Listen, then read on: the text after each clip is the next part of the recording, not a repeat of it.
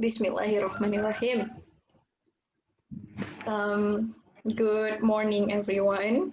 This is Group 1, and today we are going to present our PowerPoint about Sarah Everard disappearance in UK with me, Alya Hasna Putri.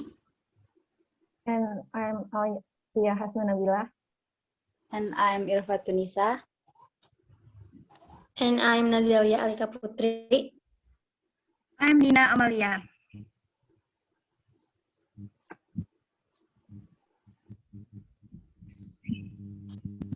Okay, for the first speaker is me. Sarah Everard disappearance in UK. Sarah Everard is a 33 years old marketing executive from South London. She was born in Surrey in 1987. She was raised in York, where she attended Fulford School. She read Human Geography at St. Cuthbert's Society, Durham University, from 2005 to 2008. At the time of her death, Everard lived in the Brixton Hill area and worked as marketing executive for a digital media agency.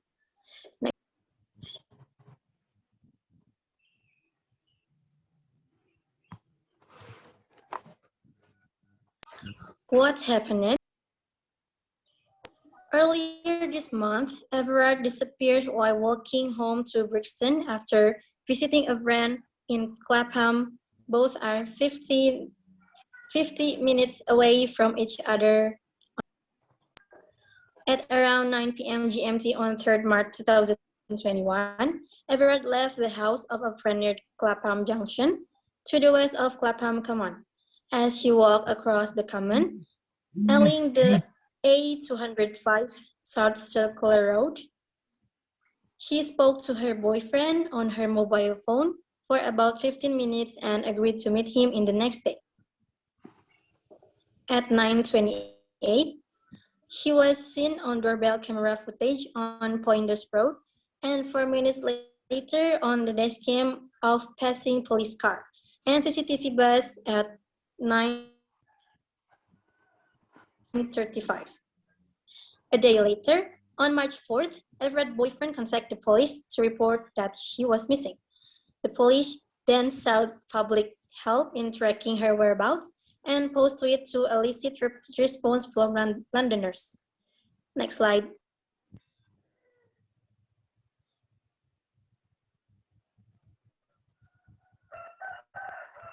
The chronology.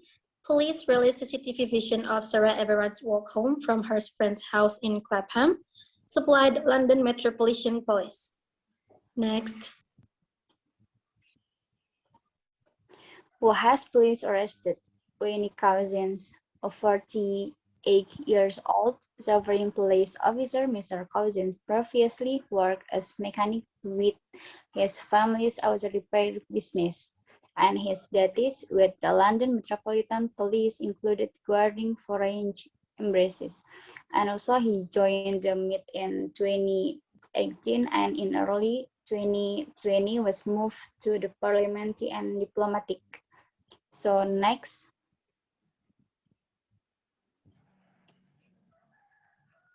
Police Constable Wayne Cousins in charged with the murder and kidnapping of Sarah Everard. Many GBV incidents underreported or unreported altogether because women fear that, like Gracie, that won't be believed. They'll be blamed or traumatic in the process of explaining what happened to them to the police. Similar to Grace's case, Everard's preparator Cousins also showed red flags 3 days before her murder. He was reported for incident exposure, but presumably continued to do his job. If he had suffered consequence for his action, maybe Everard would still be alive. Next. Sarah Everard as daughter and sister. She was kind and thoughtful, caring and dependable. She always put others first and had the most amazing sense of humor. Her father, Jeremy Everard, is a professor of electronics at the University of York. Her mother, Susan, is involved in charity work. She also leaves behind a brother and a sister. Sarah was open, honest, unflinching in her ability to listen and empathize, a friend India Rose wrote on Facebook. Sarah Everard's family are now planning a funeral that should never have been. Sarah should still be here. In the next slide, famous people pay tribute to Sarah Everard like Boris Johnson. Tonight, Carrie and I will be lighting a candle for Sarah Everard and thinking of her family and friends. I cannot imagine how unbearable their pain and grief is. We must work fast to find all the answers to this horrifying crime on Twitter.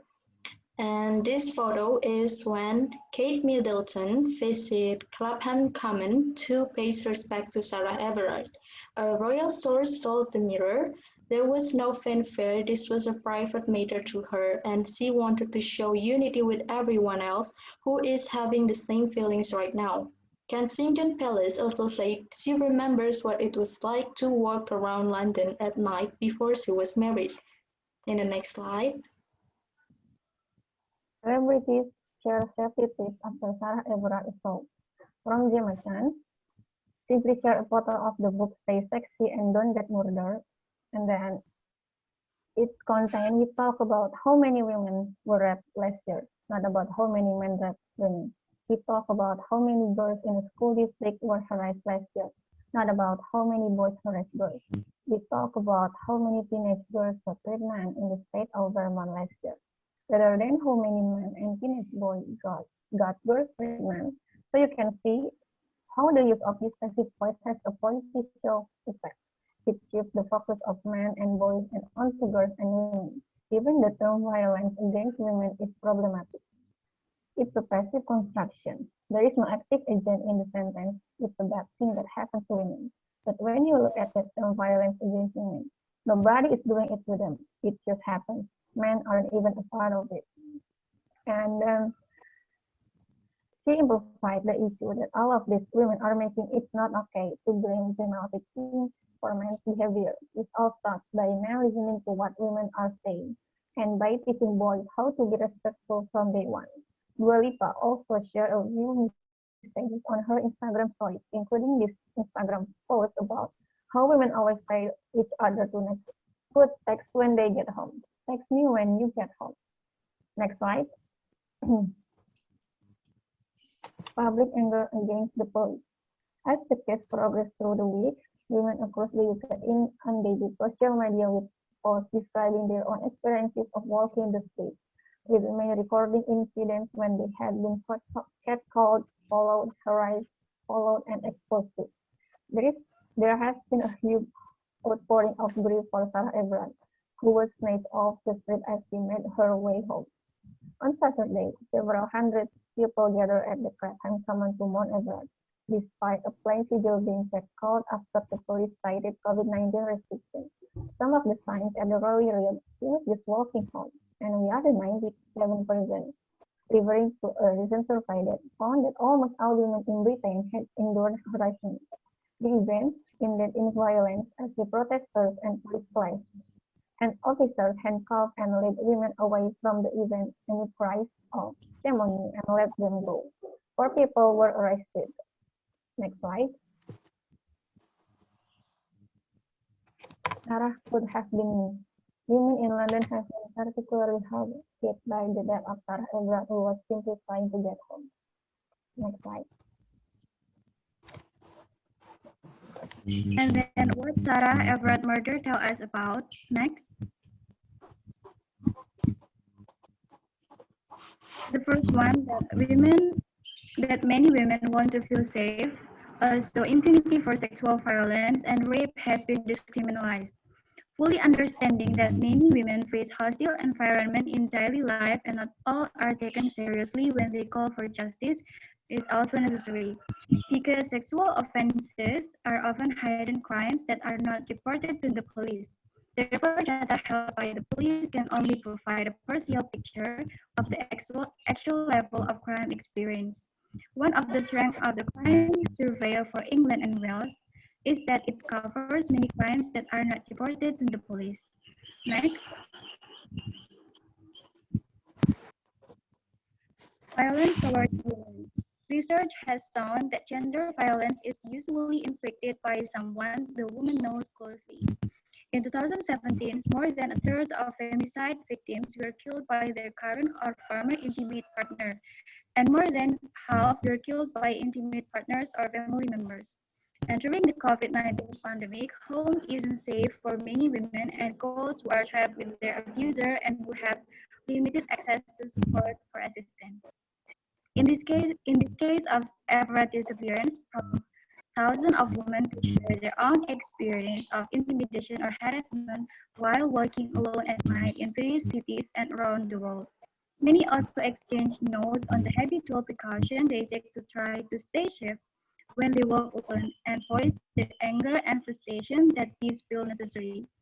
Everard said on Friday, adding that Londoners could expect to see a rise in officers on the street in the coming days.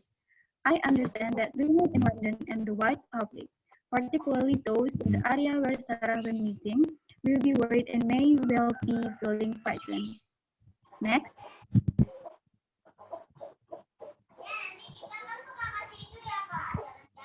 illegal sexual harassment falls under the umbrella of a more comprehensive category, discriminatory behavior.